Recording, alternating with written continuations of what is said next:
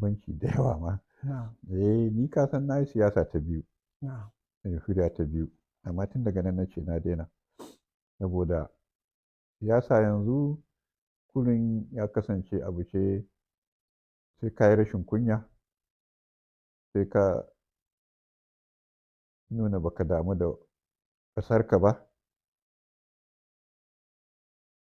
sai kuma ka zo ka yi wasu abubuwa da wanda suke ba su dace da al'adarka ba. na'am. Shi ne ake yi yanzu a siyasa. To ni kuma gaskiya ba tun daga nan na ce na daina yin siyasa. Ban sake yi ba kuma gaskiya.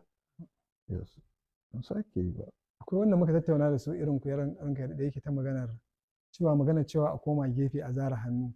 Dole sai mutane sun shigo wanda suke ganin kamar da idan suka shigo za a iya taɓa musu mutunci ko kuma a yi musu wani tozarci. Dole sai sun haƙura da wannan sun shigo domin gyaran ta fiskar da mulkin ya zama yana wajen 'yan siyasa. Ai wannan babban na hujja ce mai kyau. Na'am. Amma kuma ba kowa ne yake zai iya wannan ba. Mu shekaru sun kama mu. Ni ba zan iya dawowa in ce zan yi siyasa ba. Allah ya sani. Ko nuna ba za a yi ba ranka daɗe. Eh? Ko nuna ba za a yi ba. Ko me? Nune.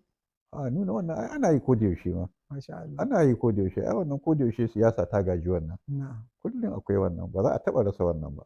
Na'am. Kullum akwai wannan. Masha Allah.